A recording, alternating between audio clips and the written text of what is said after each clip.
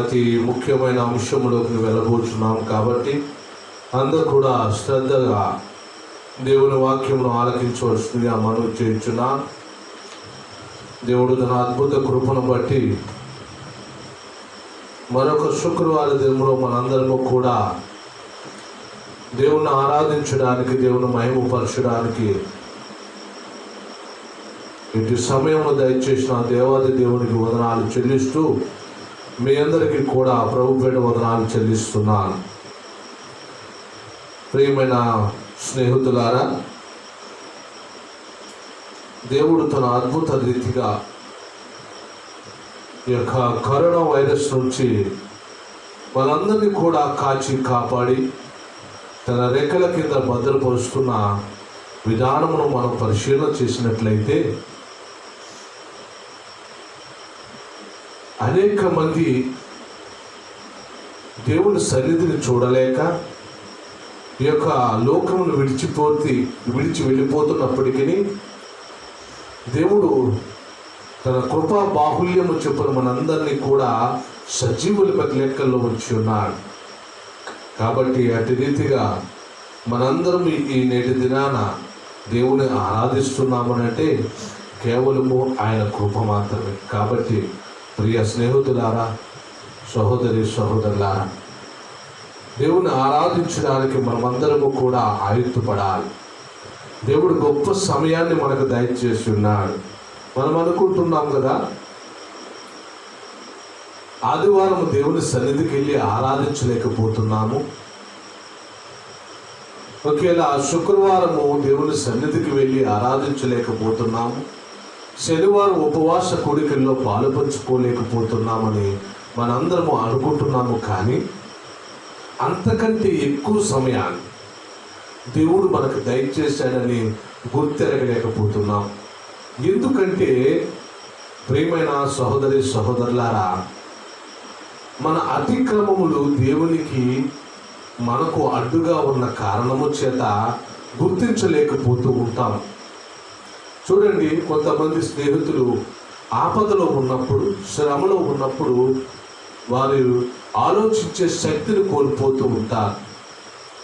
కాబట్టి సమయము దేవుడు దయచేసినప్పుడు మన కష్టకాలములో, శ్రమల కాలములో ఈ యొక్క దేవుణ్ణి ఆరాధించడానికి ఎక్కువ సమయం దొరికిందని ఆనందపడుతూ దేవుణ్ణి ఆరాధించాలి. కాబట్టి ప్రియ స్నేహితులారా, దేవుడు మాట్లాడే మాట ఏమిటంటే, నేటి దిన వాక్యానుసారముగా దేవుడు నీతో నాతో ఒక మాట మాట్లాడన్నాడు. ఏమిటి అంటే, దేవుని యందు నీ అతిక్రమను ఒప్పుకుంటున్నావా, కప్పుకుంటున్నావా? దేవుడి రాత్రికాల సమయంలో ప్రశ్నిస్తున్నాడు, అయ్యా, నీ అతిక్రమములను ఒప్పుకునేవాడుగా ఉన్నావా, కప్పుకునేవాడుగా ఉన్నావా అని ప్రశ్నిస్తున్నాడు. మరి నీ జీవితం ఏ రీతిగా ఉందో, వాక్యానుసారమైన జీవితం నీలో ఉందా లేదా అని ప్రతి ఒక్కరు కూడా పరిశీలన చేసుకోవలసిన సమయం. ఎందుకంటే సమయము సంకుచితమైనది అంటున్నాడు. సమయం అంట సంకుచితమైనదిగా ఉందంట. అంటే సమయము చాలా తక్కువగా ఉన్నది. ఆ తక్కువ సమయములో నీవు ఆ యొక్క పరమండలానికి వెళ్ళాలంటే, ఆ పరలోక పట్టణానికి వెళ్ళాలి అని అంటే, నీకు దేవునికి అడ్డుగా ఉన్న ఆ అతిక్రమమును ఒప్పుకునేవాడిగా ఉన్నావా, లేక కప్పుకునేవాడిగా ఉన్నావా? అంటే కప్పుకోవడం అంటే ఏంటండి? కప్పు దాచిపెట్టడం. కప్పుకోవడం అంటే దాచిపెట్టడం. దేవునికి నీ అతిక్రమమును దాచిపెట్టేవాడిగా ఉంటున్నావు. ఎందుకంటే యేసుక్రీస్తు 2020 సంవత్సరాలకు మునిపే నీ పాపముల నిమిత్తము, నా పాపముల నిమిత్తము ఆయన ప్రాణము పెట్టి ఉన్నాడు. ఎందుకంటే నీ అతిక్రమమును ప్రతిదాన్ని తీసివేయాలని ఆయన సంకల్పము కలిగి ఈ లోకానికి వచ్చి మన యొక్క పాపాల నిమిత్తము ఆయన మరణించి ఉన్నాడు. ప్రియమైన స్నేహితులారా, ఆలోచన చేద్దాం. చూడండి, సామెతల గ్రంథము 28వ అధ్యాయం, సామెతల గ్రంథము 28వ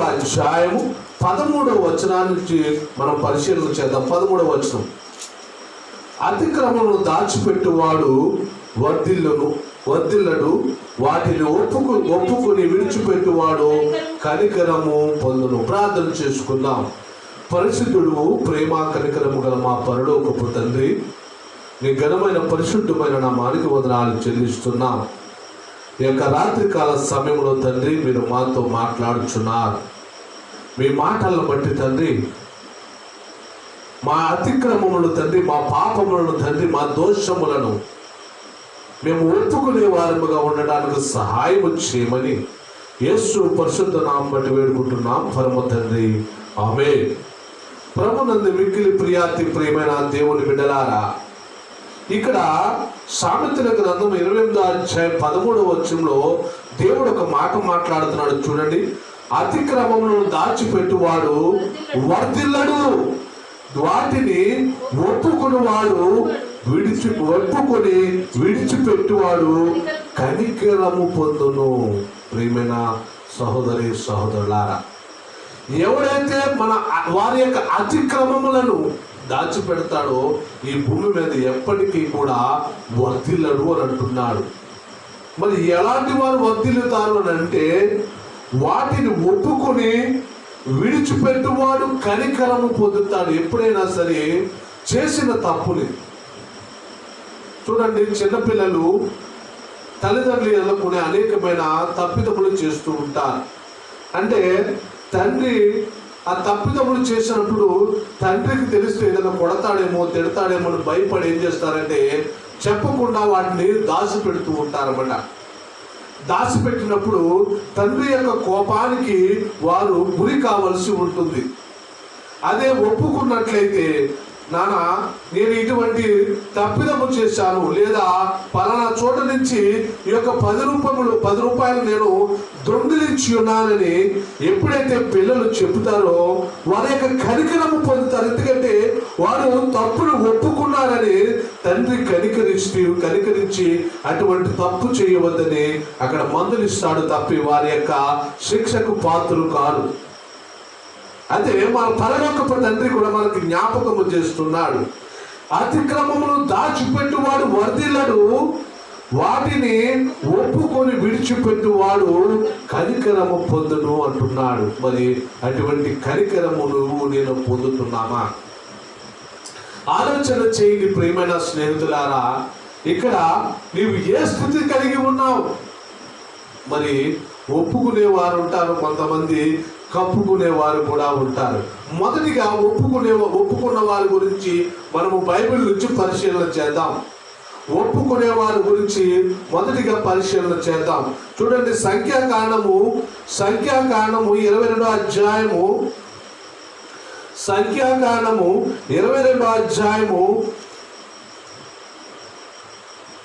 31 నుంచి 35 వరకు పరిశీలన చేద్దాం. 31 నుంచి 35 వరకు చూడండి.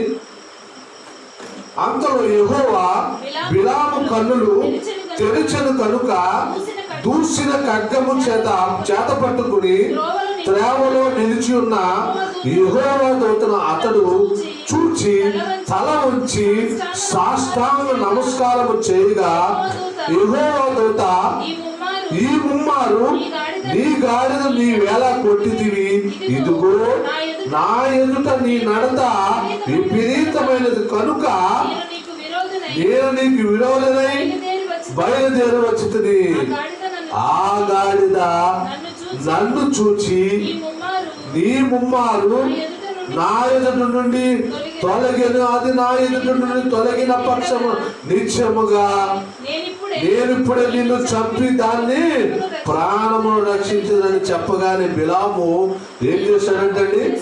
బిలాము ఏం చేశాడు? అందుకు బిలాము, నేను పాపము చేసితిని, నీవు నాకు ఎదురుగా తోవలో నిలుచుట నాకు తెలిసి ఉన్నది కాదు, కాబట్టి ఈ పని నీ దృష్టికి చెడ్డదైతే నేను వెనుకకు వెళ్ళుదనని యెహోవా దూతతో చెప్పాడంట. ప్రియమైన సహోదరి సహోదరులారా, ఇక్కడ దేవునికి వ్యతిరేకముగా ఆ యొక్క గాడిదను కొట్టినప్పుడు ఏం చేశాడండి? దేవుడు కోపగించుకున్నాడు.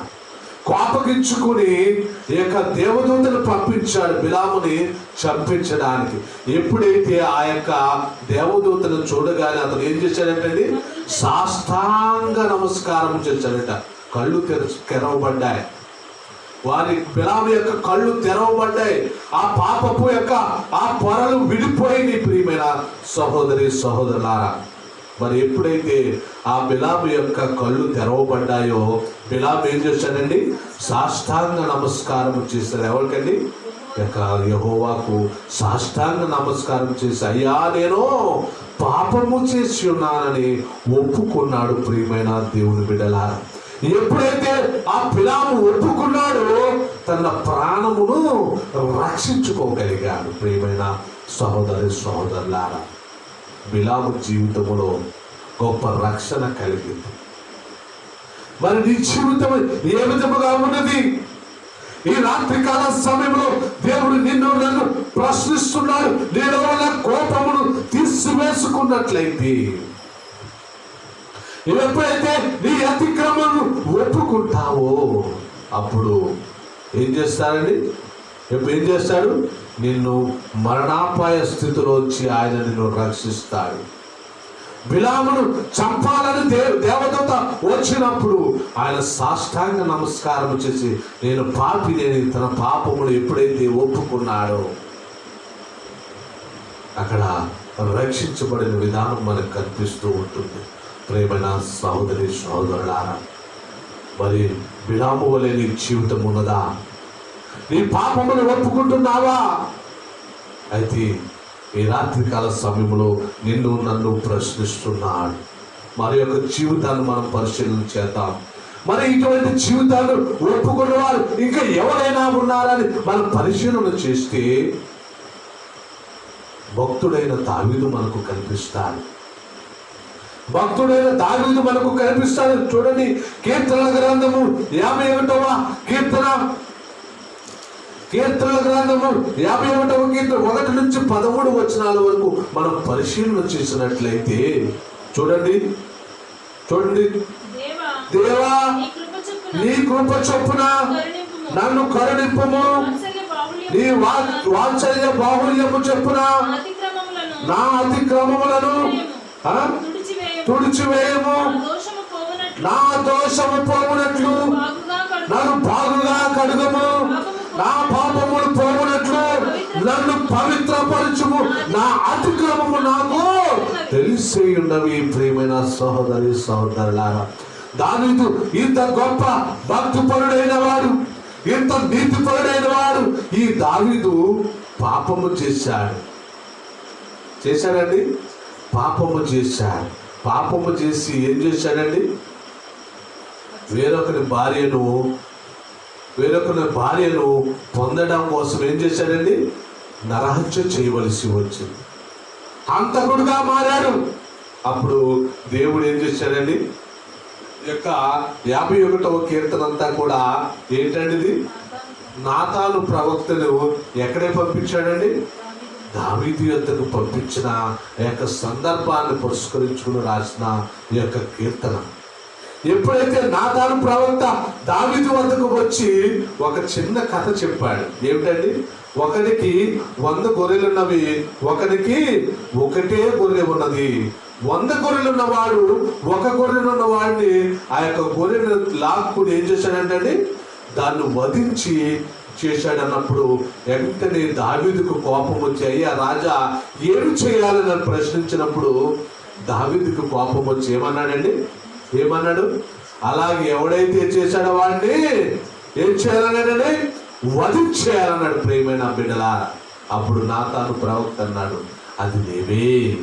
అది నీవేనయ్యా అని చెప్పినప్పుడు దావీదు పశ్చాత్తాపహృదయుడై వెంటనే పశ్చాత్తాపహృదయుడై ఒప్పుకున్నాడు. తన పాపమును కప్పుకోకుండా, అయ్యా దేవా నేను పాపిని అని ఒప్పుకొని అంగలారుస్తూ ఉన్నాడు. ప్రియమైన బిడ్డలారా, అందుకే అంటున్నాడు, చూడండి, నా అతిక్రమమును తుడిచివేయము, నా దోషము పోవునట్లు నన్ను బాగుగా కడుగుము, నా పాపమును నా పాపము పోవునట్లు నన్ను పవిత్రపరచుమని అంగలారుస్తూ ఇక్కడ ప్రార్థన చేస్తున్నాడు. ప్రియమైన బిడ్డలారా, అదే 10వ వచనంలో చూడండి, దేవా నా యందు శుద్ధ హృదయమును కలుగు చేయము, నా అంతరంగములో స్థిరమైన మనసును నూతనముగా పుట్టించు. హల్లెలూయా, హల్లెలూయా.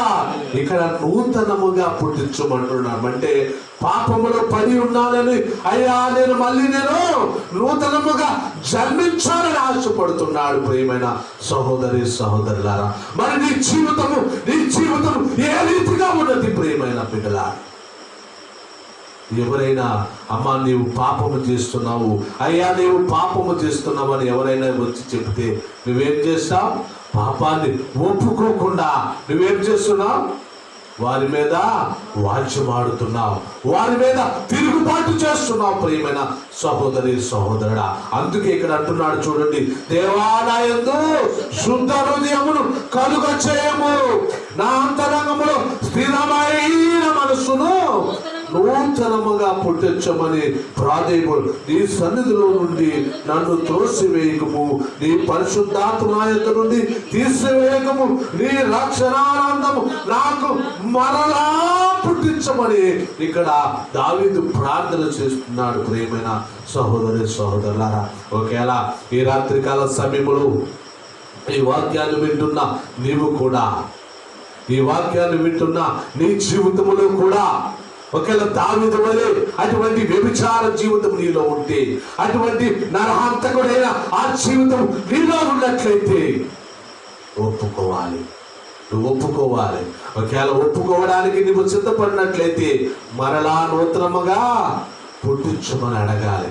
నూతనమైన మనసు నాలో మరలా పుట్టించమనాలి. అంతేకాకుండా కూడా ఏంటంటున్నాడు చూడండి, నీ రక్షణానందము నాకు మరలా పుట్టించుము, సమ్మతి గల మనసు కలుగు చేసి నన్ను దృఢపరచుమని ఇక్కడ అంటూ, అప్పుడు అతిక్రమము చేయువారికి నీ త్రోవను నేను బోధించేస్తాను అన్న. ఇక్కడ ఎప్పుడంట ఆయన పరిశుద్ధపరిచినప్పుడు, ఆయన మరలా స్థిరమైన మనస్సును కలిగి ఉన్నప్పుడు అప్పుడంట ఏం చేస్తాడంటండి, అతిక్రమములు ఎవరైతే చెడిపోయి పాడైపోతారో వారికి నేను బోధిస్తాను అంటున్నాడు. ప్రియమైన సహోదరి సహోదరులారా, అనేక మంది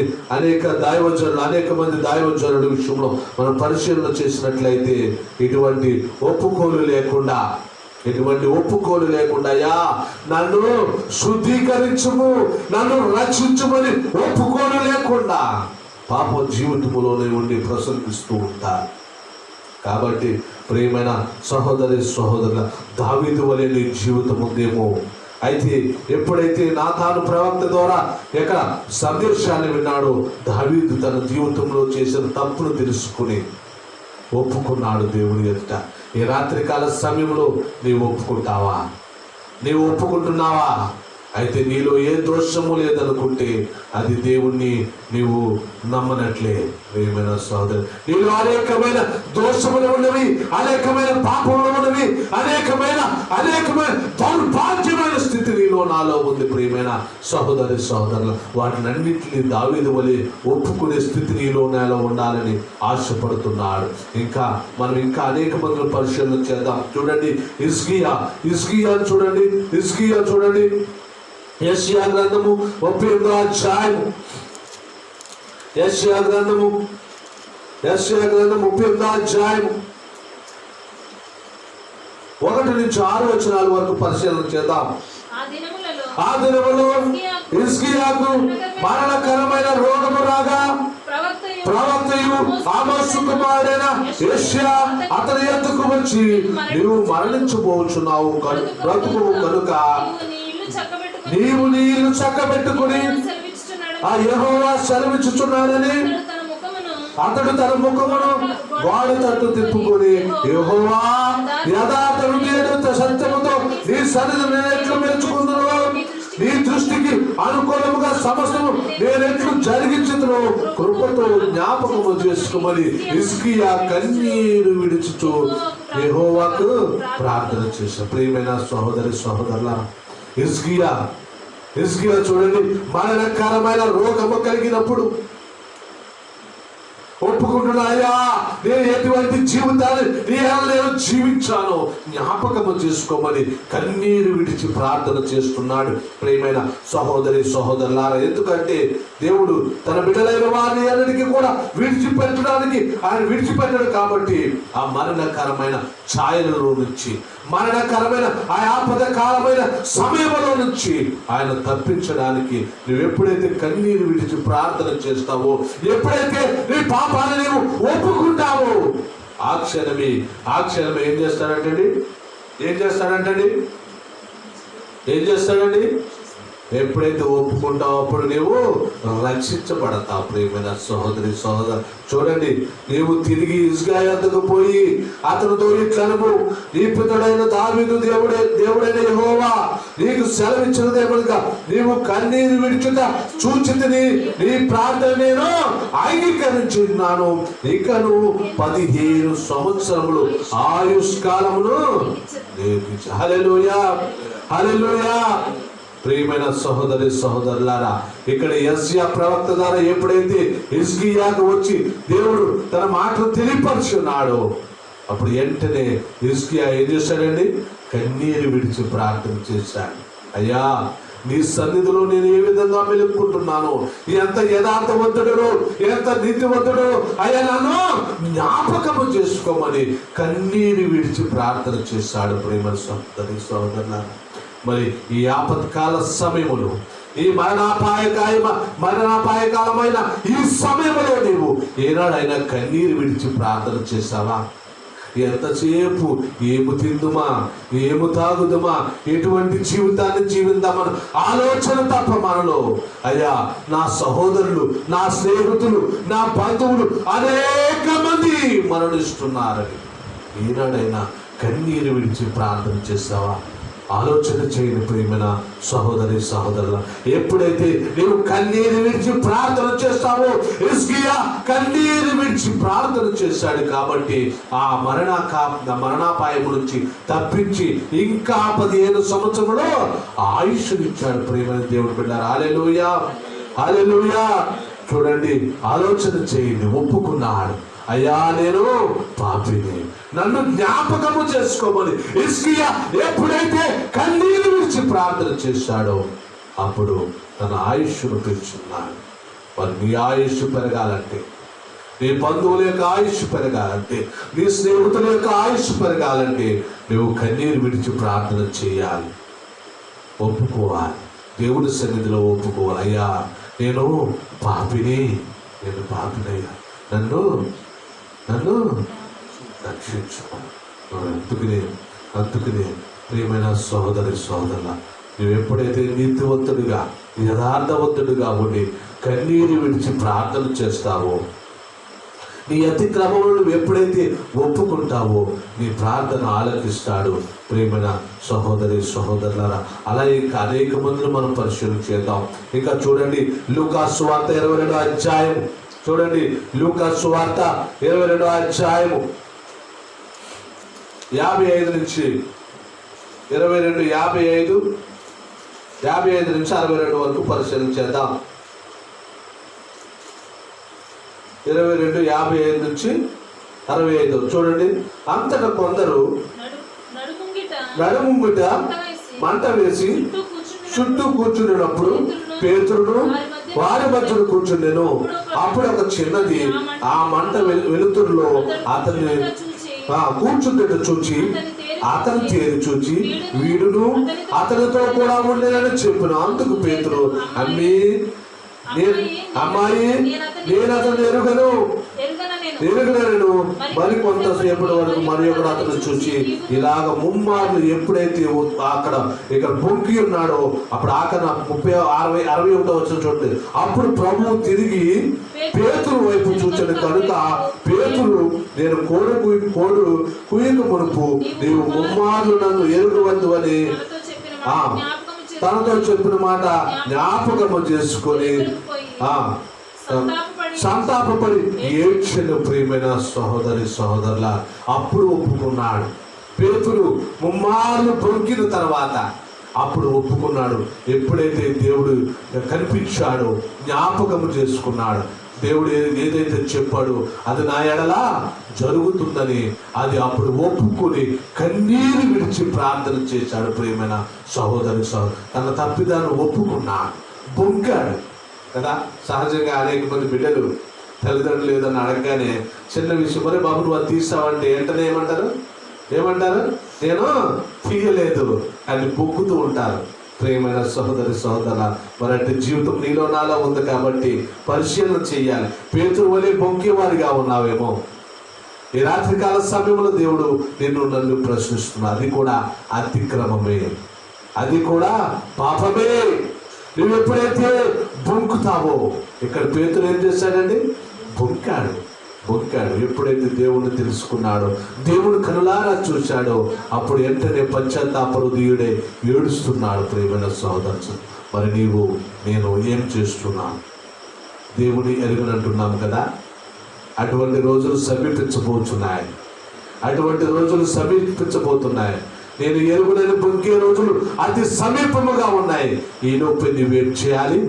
నీ అతిక్రమములు ఒప్పుకున్నాలి. నువ్వు పరిశుద్ధుడు కావాలి, నీతిమంతుడుగా తీర్చబడాలి. ప్రియమైన దేవుని బిడ్డలారా, ఎప్పుడైతే అట్టి రీతిగా నీవు ఉంటావో అప్పుడు ఏం చేస్తాడంటే దేవుని ఒప్పుకోవాలి. అయ్యా నేను పాపిని. ఒప్పుకునేవారి జాబితాలో నీవు ఉన్నావా? అందుకే ఆఖరిగా ఒప్పుకునే వాళ్ళలో ఆఖరిగా ఒక మాట చెప్పి నేను ఈ యొక్క ఒప్పుకోవడం గురించి విరమించుకుంటాను.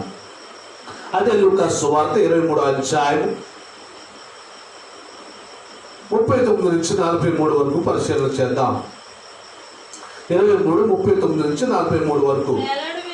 ఆ వేలాడు వేయబడిన ఆ నేరస్తులలో ఒకడు ఆయనను దూషించుచు, నీవు క్రీస్తువు కాదా? నిన్ను రక్షించుకొనుము, మమ్మల్ని కూడా రక్షించమని చెప్పిన. అయితే రెండో వాడు మాత్రము గద్దించి, నీవు అదే శిక్షా విధిలో ఉన్నావు కనుక దేవునికి భయపడవా? మనమైతే ఇది న్యాయమే, మనము చేస్తున్న వాటికి తగిన ఫలము పొందుచున్నాము. కానీ ప్రియమైన దేవుని బిడ్డలారా, ఇక్కడ రెండవ దాన్ని ఏం చేస్తున్నాడండి? ఒప్పుకుంటున్నాడు. అయ్యా మేము దీనికి అర్హులమే, దీని శిక్షా విధికి మేము అర్హులమే అని ఒప్పుకుంటూ దేవుడు అంటున్నాడు. ఏమంటున్నాడండి? నేను ఇక్కడ నీవు నీ రాజ్యములో వచ్చినప్పుడు నన్ను జ్ఞాపకము చేసుకోమని అడుగుతున్నాడు ఒప్పుకుంటూ. అయ్యా మేము ఈ శిక్షా విధికి అర్హులమే, కానీ నీవు నీ రాజ్యానికి వచ్చినప్పుడు మమ్మల్ని జ్ఞాపకము చేసుకోనప్పుడు వెంటనే అంటున్నాడు. ఏమంటున్నాడు? నీవు నాతో కూడా పరదేశమైందు అంటున్నాడు. ప్రియమైన సహోదరులారా, ఇక్కడ ఆ రెండవ దొంగ ఏం చేస్తున్నాడండి? ఒప్పుకుంటున్నాడు, పశ్చాత్తాపడి తన పాపాలను ఒప్పుకుంటున్నాడు. మేము చేసిన దానికి ఈ శిక్షకు మేము అర్హులమే కాబట్టి అయ్యా నీవు వచ్చినప్పుడు మమ్మల్ని జ్ఞాపకము చేసుకోమంటున్నాడు.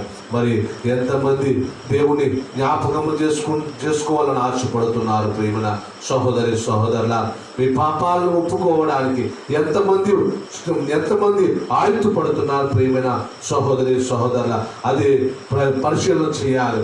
ఎందుకంటే దావీదు నాతాను ప్రవక్త ద్వారా ఆ యొక్క తన పాపమును ఎప్పుడైతే బయలుపరిచాడో ఒప్పుకున్నాడు. హిజ్కియా మరణకాలమును సంభవించుతుందని ఎప్పుడైతే ఆ యొక్క యెషయా ప్రవక్త ద్వారా తెలియపరచబడ్డాడో హిజ్కియా కన్నీరు విడిచి ప్రార్థన చేశాడు. ఒప్పుకునేవారు లేకున్నామా లేదా కప్పుకునేవారు లేకున్నామా? చూద్దాం. రెండవది ఏంటండి? కప్పుకునేవారు అంటే దాచుకోవడం. వారి పాపాలు వారిలోనే దాచిపెట్టుకుంటూ ఉంటారన్నమాట.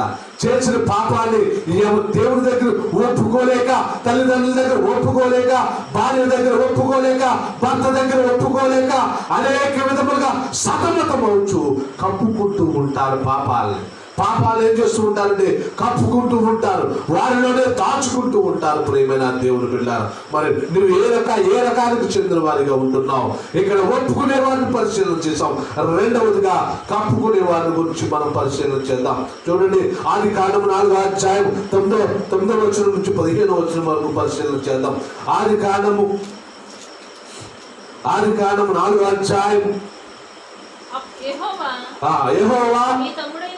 నీ తమ్ముడైన హేబేలు ఎక్కడున్నాడని అతడు నేను ఎరుగును నా తమ్మునికి నేనేమైనా కావలి వాడినా అనెను.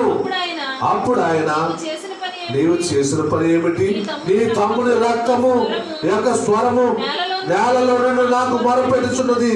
కావున నీ తమ్ముడి రక్తము నీ చేతిలో నుండి పుచ్చుకొనుటకు నోరు తెరిచి ఈ నేల మీద ఉండకుండా నీవు శపించబడిన వాడు. ప్రియమైన దేవుని బిడ్డలారా, ఇక్కడ కయ్యేను హేబేలు గురించి మనం పరిశీలన చేస్తే, కయ్యేను హేబేలు దేవునికి సమర్పించుకుంటూ ఏం చేశారండి? కయ్యేను ఏం చేశాడండి? అంగీకారము కాని సమర్పణలు దేవునికి సమర్పించాడు. కానీ హేబేలు మాత్రము దేవునికి ఇష్టమైనది అంగీకారమైన ఆ సమర్పణలు సమర్పించినప్పుడు హేబేలు యొక్క సమర్పణను దేవుడు స్వీకరించినందుకు కయ్యేను ఏం చేశాడండి? ఎవరి మీద అండి? తన తమ్ముడు మీద కోపగించుకున్నాడు. తన తమ్ముడి మీద కోపగించుకుని ఏం చేశాడండి?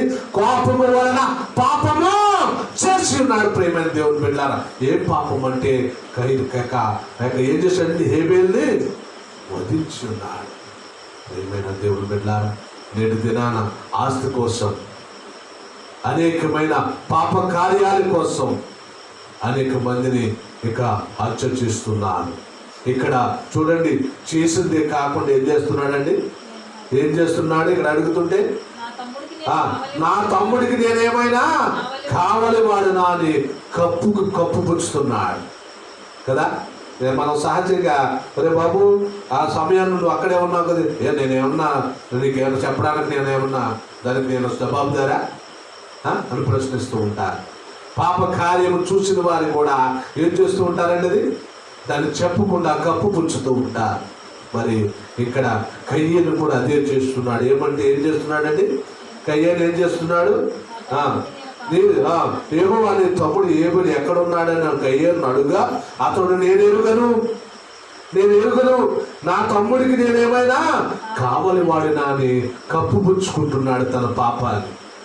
మరి హత్య చేసి మరి ఇక్కడ తన తప్పిదమును, తన పాపమును, తన అతిక్రమమును, తన దోషమును దాచిపెట్టేవాడిగా ఉంటున్నాడు. మరి నీ జీవితంలో కయ్యేను వల్ల నీ జీవితం ఉందా?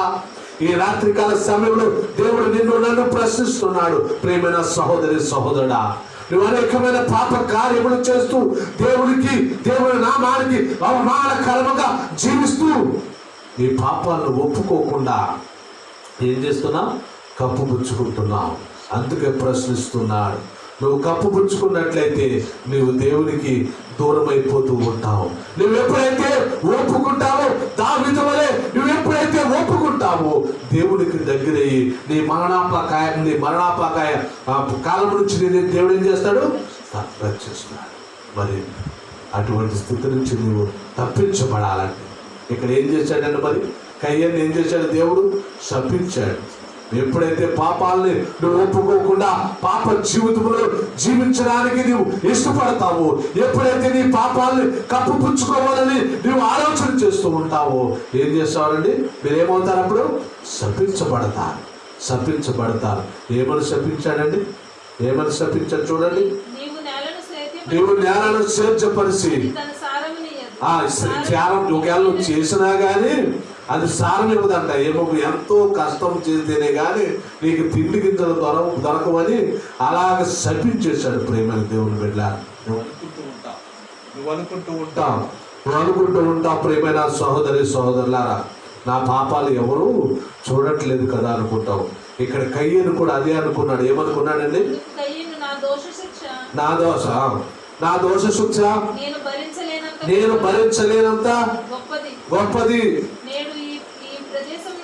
నేను ఈ ప్రదేశం నుంచి వెళ్ళగొట్టుదివి, నేను సన్నిధికి రాకుండా వేయబడి దిగులు పడుచు భూమి మీద దేశ దిమ్మలైందును. కావున నన్ను కొనుగోలు వాడెవడో వాడు నన్ను చంపునని యెహోవాతో ఆయన అందుకో యెహోవా అతనితో, కాబట్టి ఎవడైనా కయ్యేను చంపిన యెడల వానికి ప్రతిదండన 7 అంతలు కలిగినను. ప్రియమైన కయ్యేను చంపడానికి కూడా దేవుడు అనుమతి ఇవ్వలా. ఎందుచేతంటే తన పాపాలను కప్పుపుచ్చుకున్నాడు. హేబేలు చంపడమే కాకుండా దేవుని ఎదురయ్యా నేను పాపము చేశానని ఒప్పుకోకుండా తన పాపములు కప్పుపుచ్చుకున్నాడు. కాబట్టి గొప్ప శిక్షను దేవుడు కయ్యేనుకు ఇచ్చాడు. అయితే నన్ను ఎవడైనా చంపితే బాగుండని తిరిగినా కానీ ఎవడైతే చంపుతాడో వాడికి 7 అంతల శిక్ష విధించబడుతుందని దేవుడు సెలవిచ్చాడు. ప్రేమైన దేవుని బిడ్డలారా, ఒకవేళ నీ పాపాలని ఒప్పుకోకుండా అటువంటి జీవితాన్ని నీవు జీవిస్తున్నట్లయితే ఈ రాత్రికాల సమయంలో నీ మీదకి 7 అంతల శిక్ష రాబోతుంది. నువ్వు ఆలోచన వచ్చి నీ పాపాలను ఒప్పుకోవాలి. నువ్వు ఒప్పుకున్నట్లయితే నీ పాపాలను తీసివేసి దేవుడు నీ యొక్క మరణాపాయ స్థితి నుంచి దేవుడు నేను రక్షించడానికి ఆయన సిద్ధముగా ఉన్నాడు. కాబట్టి కయ్యేను వలె కాకుండా దావీదు వలె, హిజ్కియా వలె, ఇంకా పేతురు వలె మనం పరిశీలన చేయాలి. గెహజా కూడా తన పాపాన్ని ఒప్పుకున్నాడు. ప్రియమైన దేవుని బిడ్డలారా, ఇంకా ఒప్పుకోలేదు. ఇంకా రెండో వాళ్ళు పరిశీలన చేద్దాం. యోషువ గ్రంథము ఆకాను కూడా తన పాపాన్ని ఒప్పుకోకుండా ఇక్కడ కనిపిస్తాడు మనకి. యోషువ గ్రంథం 7వ అధ్యాయం 24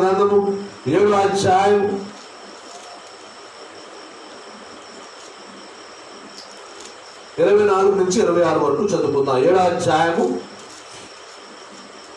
తరువాత యెహోషువ ఇశ్రాయేలు జరాకు కుమారుడైన ఆకాను ఆ వెండి ఆ వస్త్రమును ఆ బంగారు కమ్మిని ఆకాను కుమార్తెలను ఎద్దులను గాడిదలను మందలను డేరాను వానికి కలిగిన సమస్తమును పట్టుకొని ఆకోరు లోయలకు తీసుకుని వచ్చింది. అప్పుడు యెహోవా నీవేళ మమ్మను బాధించుతివి, నేడు యెహోవా నిన్ను బాధపరుచుననగా ఇశ్రాయేలు వారిని రాళ్లతో కొట్టి సావగొట్టింది. ప్రియమైన సహోదరులారా, ఇక్కడ ఆకాను ఒక దౌర్భాగ్యమైన పరిస్థితి తెచ్చిపెట్టుకున్నాడు. ఎందుకంటే ఆకాను కొంత వెండిని బంగారును ఎక్కడికి వెళ్ళి ఒక రాజ్యం మీద దండయాత్ర చేసినప్పుడు తేకూడదని మోషే ద్వారా తెలియపరిచినప్పటికీ కూడా అక్కడి నుంచి కొంత వెండిని బంగారును కొంత మంచి వస్త్రాలను తెచ్చిపెట్టుకున్నప్పుడు అక్కడ దేవుడి యొక్క ఉగ్రత వారి మీదకు వచ్చింది. ప్రియమైన దేవుని బిడ్డలారా, ఇక్కడ దాచిపెట్టాడు. ఏదైతే మోషే ద్వారా చేయవద్దని మోషే ద్వారా దేవుడు ఆజ్ఞాపించాడో అంటే ఆజ్ఞను మితి మీరు ఏం చేశారండి, అక్కడి యుద్ధము ద్వారా ఏదైతే పక్క దేశం మీద దండయాత్ర చేసి యుద్ధములో విజయము సాధించి అక్కడి నుంచి ఏమీ తేకూడదని అక్కడ మోషే ద్వారా తెలియపరిచినప్పుడు ఇక్కడ ఆకాను ఏం చేశారండి, కొంత వెండిని కొంత బంగారమును కొన్ని వస్త్రాలను తీసుకుని వచ్చారు. దేవుని యొక్క ఉగ్రతకు ఆకాను గురి కావలసి వచ్చింది. ఎప్పుడైతే యొక్క దేవుని ఆజ్ఞను అతిక్రమించాడు, దాచిపెట్టాడు. అతను తీసుకువచ్చిన ఆ యొక్క బంగారపు వస్తువులను, వెండి వస్తువులను, ఆ యొక్క వస్త్రములను వారి దాచిపెట్టి గుడారంలో దాచిపెట్టాడట. దాచిపెట్టి దేవుని ఉగ్రతలో ఆ యొక్క బయలుపరచబడినప్పుడు ఆ యొక్క ఇశ్రాయేలు అందరూ ఏం చేశారండి ఆకాన్ని ఏం చేశారు, రాళ్లతో కొట్టి చంపివేశారు. ఒప్పుకోకుండా తప్పు చేస్తూ దాచిపెట్టాడు. ప్రియమైన సహోదరులారా, దేవుని మాటను మితిమీరేవాడిగా ఉన్నావా? అయితే దాన్ని దాచిపెట్టకూడదు. నీ పాపమును విడిచిపెట్టాలి. నువ్వు ఎప్పుడైతే నీ పాపాన్ని విడిచిపెట్టి ఒప్పుకుంటావో అప్పుడు నువ్వు రక్షించబడతావు.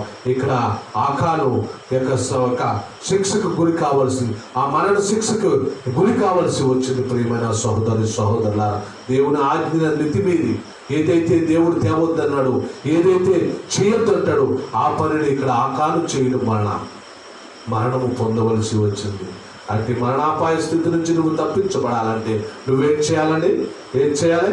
నీ పాపాలని ఏం చేయాలి? ఒప్పుకోవాలి, కప్పుకోవాలా? ఏమండి? ఒప్పుకోవాలి. ఆకాను వలె కప్పుకోకూడదు, కయ్యూల వలె కప్పుకోకూడదు. ప్రియమైన సహోదరులారా, అందుకే ఇంకా ఇంకొకతన్ని కూడా పరిశీలన చేద్దాం. చూడండి, 2వ రాజులు 5వ అధ్యాయం 20వ వచనం ఒకసారి పరిశీలన చేద్దాం. 20 నుంచి 27 వరకు. రెండవ రాజులు 5వ అధ్యాయము చూడండి. అంత దైవజనుడైన ఎలీషాకు సేవకుడు గెహాజీ ఈ నయమాన్ని తీసుకుని వచ్చిన వాటిని అంగీకరించుటకు నా యజమానికి మనసు లేకపోయిన కానీ యెహోవా జీవముతోను నేను పరిగెత్తుకుని పోయి అతను కలుసుకొని అతని ఎద్దకు ఏమైనా తెలుసుకుందని అనుకోను. నయమాను కలుసుకున్నటకే పోచుండగా నయమాను తన వెనుక నుండి పరిగెత్తుకుని వచ్చుతున్న వాడిని చూచి తన రథము దిగి వారిని ఎదుర్కొని క్షేమమాని అడిగాను. అతడు క్షేమమే అని చెప్పి నా యజమానుడు నా చేత వర్తమానము పంపి ప్రవక్తల శిష్యుల్లో ఇద్దరు ఎవరు ఎఫ్రాయిము మన్యములో నుండి నా యొద్దకు ఇప్పుడే వచ్చింది కనుక నీవు వారి కొరకు 2 మణుగులు వెండియు 2 దుస్తుల బట్టలను దయచేయమని సెలవిచ్చున్నాడని. అందుకు నయమాను నీకు అనుకూలమైతే రెట్టింపు తీసుకుని వెళ్ళమన్నాడు. ప్రేమైన సహోదరులు, గెహాజీ ఇక్కడ ఒక దౌర్భాగ్యమైన పని చేస్తాడు. ఏం పని చేశాడండి? ఎలీషా సేవకుడైన ఎలీషా ఏమీ తీసుకోవద్దనంటే నయమాన్ దగ్గరికి వెళ్ళి ఇక వెండిని కొంత బంగారమును 2 వస్త్రాలను ఇమ్మని వాళ్ళ దగ్గర నుంచి తీసుకుని వచ్చి ఏం చేశాడండి? దాచిపెట్టాడు. ఎవరికి తెలియకుండా? ఎలీషాకు తెలియకుండా దాచిపెట్టాడు. ప్రియమైన సహోదరులారా, ఎప్పుడైతే దాచిపెట్టాడు 27వ వచనాన్ని పరిశీలన చేద్దాం చూడండి. కాబట్టి నయమానుకు కలిగిన కుష్టు నీకును నీ సంతతికి సర్వకాలములు అంటున్నని చెప్పగా వాడు మంచు అని తెల్లని కుష్ఠము కలిగి ఎలీషా ఎదుట నుండి బయటకు వెళ్ళను. ప్రియమైన దేవుని బిడ్డలారా, ఏదైతే ఎలీషా చేయొద్దన్నాడో అటువంటి దౌర్భాగ్యమైన ఆశకు ధనానికి ఆశ కలిగి ఎప్పుడైతే ఏం చేశాడండి? ఒక 2 తెచ్చుకున్నాడు. ఏదైతే చేయవద్దన్నాడో ఆ పని చేశాడు. చేయడమే కాకుండా ఎలీషా అడిగినప్పుడు నేను అబద్ధం చెప్పాడు. ఏమని చెప్పాడండి? నేనేమి కూడా తీసుకోలేదు. ఎప్పుడైతే అలా అన్నాడో నయమానుగా కలిగిన కుష్టు నీకు కలుగును కాకని అక్కడ ఎలీషా శపించినప్పుడు అటువంటి కుష్టు రోగముతో అక్కడ ఒప్పుకోకుండా ఏం చేశాడండి? కప్పుపుచ్చుకున్నాడు. తన పాపములను కప్పుపుచ్చుకున్నాడు. కాబట్టి కుష్టు రోగముతో అక్కడి నుంచి ఎలీషా వద్ద నుంచి వెళ్ళిపోవలసిన పరిస్థితి ఏర్పడింది. ప్రియమైన సహోదరులారా, మరి నీ జీవితం నా జీవితం కూడా అట్టి రీతిగానే ఉంది. చూడండి, పరిశీలన చేయండి. ఎందుకంటే ఇక ఎటువంటి ఒప్పుకోలు లేకుండా కప్పుకునే వారిగా ఉన్నామేమో. ఈ యొక్క రాత్రికాల సమయంలో ఆఖరిగా చెప్పు ముగించేస్తాను చూడండి. ఆఖరిగా ఇంకొకరు ఉన్నారు చూడండి. యోహాను సువార్త 4వ అధ్యాయము 16. చాలా పరిశీలన చేస్తే చాలా మంది మనకు కనిపిస్తారు. అదే సమయం లేదు కాబట్టి మనము కొద్ది మందిని తెలియపరుచుకుంటూ ముగించుకుందాం. యోహాను సువార్త 4వ అధ్యాయము 16-17 వచనాలను పరిశీలన చేద్దాం. 16 నుంచి 19 వరకు. యేసు నీవు వెళ్ళి నీ పెనిమిటిని పిలుచుకుని ఇక్కడికి రమ్మని ఆమెతో చెప్పాను. ఆ స్త్రీ నాకు పెనిమిటి లేడనగా యేసు ఆమెతో నీకు పెనిమిటి లేడని నీకు చెప్పిన మాట సరియే. అందుకు నీకు 5 పెనిమిట్లుండేది. ఇప్పుడు నీకున్న నీ పెనిమిటి కాడు సత్యమే చెప్పించమని. అప్పుడు ఆ స్త్రీ, అయ్యా నీవు ప్రవక్తవని గ్రహించుచున్నానని. ప్రియమైన సహోదరుల, దాచిపెట్టిన విధానం మనకు కనిపిస్తుంది. ఒప్పుకోకుండా ఈ స్త్రీ ఏం చేస్తుందంటే దాచిపెడుతుంది. అది ఇంకొక మాట చెప్తున్నాడు చూడండి. ఇంకొక మాట, చిన్న మాట చెప్పి ముగించేస్తాను చూడండి. అదే అపోస్తుల కార్యాలు 5వ అధ్యాయంలో ఒక మాట, చిన్న మాట. అపోస్తుల కార్యాలు 5వ అధ్యాయం 1 నుంచి 11 వరకు మనం పరిశీలన చేస్తే 5వ అధ్యాయం అపొస్తలుల కార్యాలు 5వ అధ్యాయం 1 నుంచి 11 వరకు పరిశీలన చేస్తే అననీయ సపేర్లు అనేవారు ఇక్కడ కప్పుపుచ్చుకుంటున్న విధానం మనకు కనిపిస్తూ ఉంటుంది. ఎందుకంటే అననీయ సపేర్లు ఇక్కడ ఒక పొలమును అమ్మి కొంత ధనాన్ని తీసుకుని సన్నిధికి రమ్మన్నప్పుడు ఏం చేశారంటే కొంత దాచిపెట్టి కొంత మాత్రమే సన్నిధికి తీసుకుని వస్తున్నారు. అప్పుడు ఇక్కడ ఒక మాట చెప్తున్నాడు చూడండి, ఏదో చూడండి 4వ అధ్యాయం 5వ అధ్యాయం 1 నుంచి చూడండి. అననీయ అనే ఒక మనుష్యుడు తన భార్య అయిన సపేరతో ఏకమై పొలమును అమ్మెను. భార్య ఎరుగకయే వాడు తన వెలలో కొంత దాచుకొని కొంత తెచ్చి అపోస్తలుల పాదముల యొద్ద పెట్టెను. అప్పుడు పేతురు, అననీయ, నీ భూమి వెలలో కొంత దాచుకొని పరిశుద్ధాత్మను మోసపుచ్చుటకు సాతాను ఎందుకు నీ హృదయమును ప్రేరేపించెను? అది నీ ఎద్దరున్నప్పుడు నీవే కదా అమ్మిన పిమ్మట అది నీ వశమై ఉండలేదా? ఎందుకు ఈ సంగతి నీ హృదయమును ఉద్దేశించుకుంటున్నావు? నీవు మనుషులతో కాక దేవునితో అబద్ధమని చెప్పాను అన్న ఈ మాట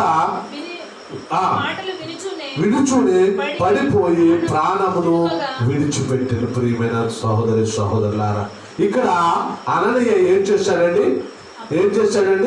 దాచిపెట్టాడు. ఏం దాచిపెట్టాడండి?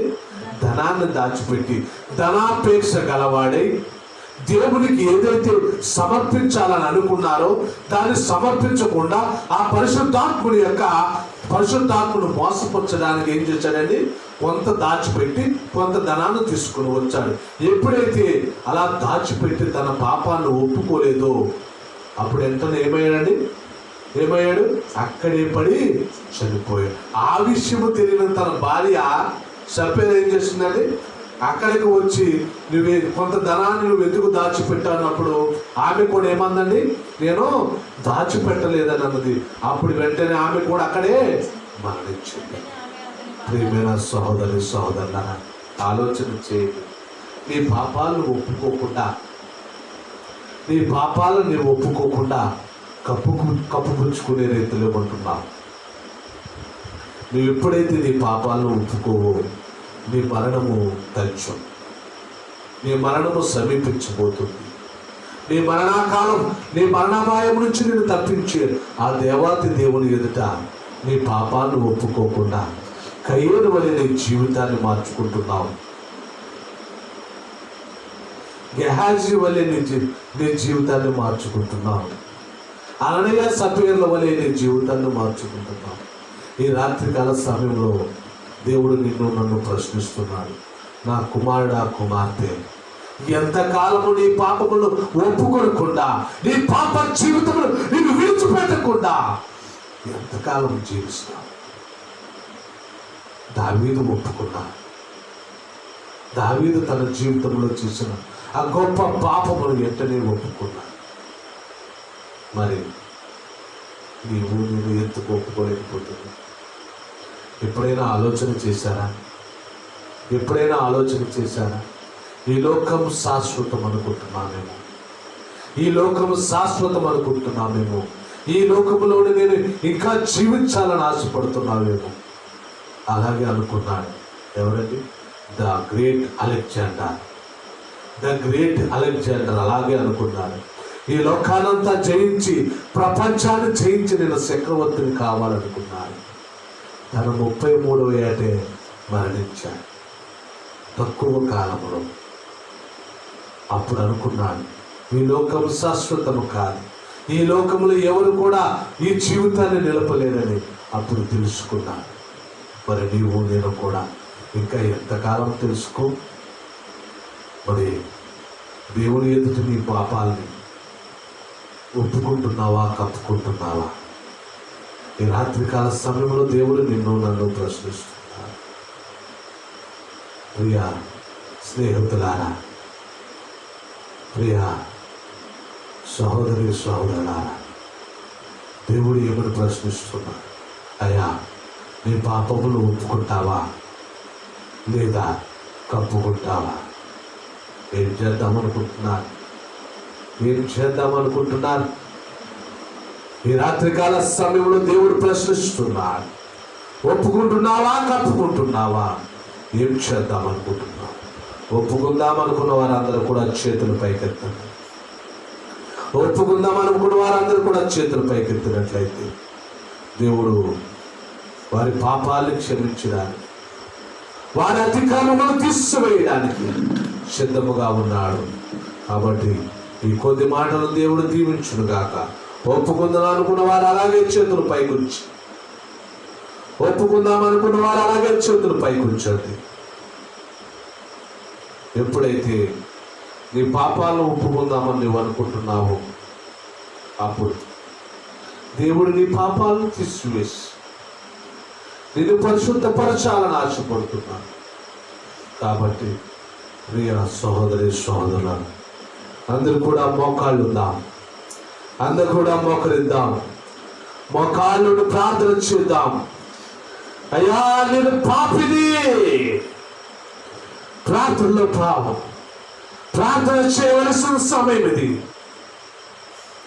నీ పాపాన్ని రాత్రికాల సమయంలో నీ ఒప్పుకున్నట్లయితే దేవుడు నీ పాపాలను తీసివేసి నీ మరణాపాయ స్థితి నుంచి నిన్ను తప్పించి అదుగో కల్వరి శిలువపై తన పాపమును ఒప్పుకున్నాడు. ఆ క్షణమే దేవుని చెంతకు చేరి ఉన్నాడు. ప్రియ సహోదరి సహోదరా, ఈ రాత్రికాల సమయంలో నీవు ఒప్పుకున్నట్లయితే ఈ క్షణమే దేవుడు నిన్ను రక్షించడానికి, దేవుడు నిన్ను ఆయన సన్నిధిలో చేర్చుకోవడానికి ఆయన సిద్ధముగా ఉన్నాడు. ఒప్పుకుంటున్నావా, కప్పుకుంటున్నావా? ఒప్పుకుంటే నీవు ధన్యుడవు, నువ్వు వర్ధిల్లుతావు. దేవుడు అనేకమైన ఆశీర్వాదములతో నేను నింపుతాను. ప్రియ స్నేహితులారా, ఒప్పుకునే వారందరూ అలాగే చేతులు పైకెత్తుకొచ్చారు. మీ అందరి కోసం దేవుడు ఆశ కలిగి ఎదురు చూస్తున్నాడు. ఆశ కలిగి ఎదురు చూసి మీ పాపమును తీసివేస్తున్నాడు. ఈ రాత్రికాల సమయంలో యేసు నామములో మీ పాపమును తీసివేస్తాడు. చేసుకుంటాం. పరిశుద్ధుడా, పరిశుద్ధుడా, పరిశుద్ధుడా, ప్రేమ కనికరము గల మా పరలోకపు తండ్రి, నీ పరిశుద్ధమైన నామానికి వందనాలు చెల్లిస్తున్నాను.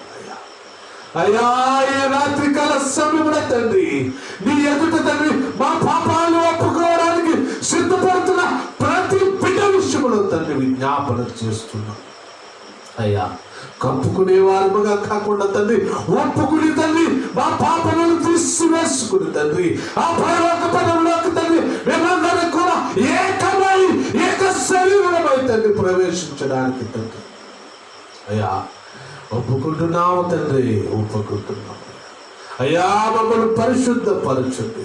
అయ్యా దావీదు గారు తండ్రి తన పాపములు ఒప్పుకొని, అయ్యా తన పాపములు ఒప్పుకొని నూతనముగా మరలా నన్ను పుట్టించమని వేడుకుంటున్నాడు తండ్రి. అయ్యా నా నూతనముగా నా మనసును మార్చమని వేడుకుంటున్నాడు. అయ్యా అట్టి రీతిగా తండ్రి నీ బిడ్డలైన ప్రతి ఒక్కరి హృదయమును మీరు తట్టండి. నూతనముగా వారి హృదయమును తెరవండి తండ్రి. వారి పాపము తీసివేయండి తండ్రి. పరిశుద్ధాత్మ శక్తి వారిపై కుమ్మరించండి. అయ్యా నీ చేతులకు అప్పగిస్తున్నా, నీ చేతులకు అప్పగిస్తున్నా. ప్రతి బిడ్డను కూడా దీవించండి, ఆశీర్వదించండి. అయ్యా సాతాను తండ్రి పొంచి ఉన్నాడు తండ్రి. ఆ కరోనా యొక్క వైరస్ ద్వారా తండ్రి సాతాను పొంచి అనేక మందిని తండ్రి ఈ లోకం నుంచి తండ్రి తీసుకుని అయిపోతున్నాడు. అయ్యా నీ బిడ్డలైన మమ్మల్ని అందరినీ కూడా రక్షించండి. మా పాపాలను తీసివేసి, అయ్యా మా పాపములను తీసివేసి తండ్రి మమ్మల్ని పరిశుద్ధపరిచి ఆ యొక్క మరణాపాయ స్థితిలో నుంచి మమ్మల్ని అందరినీ కూడా రక్షించమని వేడుకుంటున్నాం. అయ్యా నీ బిడ్డలైన వారు అనేక మంది తండ్రి చేతులెత్తి అయా పాపాలు ఒప్పుకుంటున్నారు. యేసు నామములో తండ్రి అయా నీ దాసునిగా ప్రార్థిస్తుండగా యేసు నామములో వారికి పాపాలు క్షమించండి తండ్రి. వారిని పరిశుద్ధపరచండి. స్థిరమైన మనసును వారిలో దయచేయమని వేడుకుంటున్నాం. అయా నీ చిత్తమైతే అయా నీ రక్షణానందం వారికి దయచేయమని నిత్యము నిన్ను ఆరాధిస్తూ నిన్ను స్తుతిస్తూ నిన్ను మహిమపరిచే బిడ్డలుగా ఉండడానికి సహాయం చేయమని అయా హిజ్కియా వలె కన్నీరు విడిచి ఎవరైతే ప్రార్థన చేస్తున్నారో అయా హిజ్కియా వలె కన్నీరు విడిచి ఎవరైతే ప్రార్థిస్తున్నారో తండ్రి వారి ఆయుష్కాలమును పెంచండి అయ్యా నీ చేతులకు అప్పగిస్తున్నారు. మీరే సహాయం చేయండి.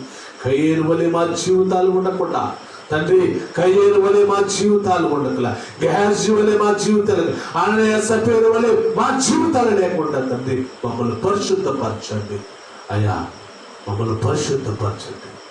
పరిశుద్ధపరిచి నీ సన్నిధిలో తండ్రి నిత్యము వాడబడే దూతలు లేగా, నిత్యము వాడబడే తండ్రి పాత్ర లేగా మమ్మల్ని వాడుకోమని నీ చిత్తాన్ని బట్టి ప్రతి బిడ్డను కూడా దీవించి ఆశీర్వదించమని, నేను పుట్టినరోజు జరుపుకుంటున్న విజయాన్ని మీరు జ్ఞాపకం చేసుకోమని తండ్రి, మన ఆయుష్కాలం ఇంకా అధికము చేయమని నీ చేతులకు అప్పగిస్తూ, ఎవరైతే కరోనా వైరస్తో బాధపడుతున్నారో బిడ్డలందరికీ కూడా స్వస్థతను దయచేయమని తండ్రి, నిశ్చితమైతే మరణించిన వారి కుటుంబాలకి తండ్రి మీ ఓదార్పును దయచేయమని, బిడ్డలందరూ కూడా దీవించి ఆశీర్వదించమని, ఈ యొక్క వాక్యాలు వింటున్న ప్రతి బిడ్డను కూడా మీ చేతులకు అప్పగిస్తూ యేసు పరిశుద్ధ నామమున బట్టి వేడుకుంటున్నాం పరమ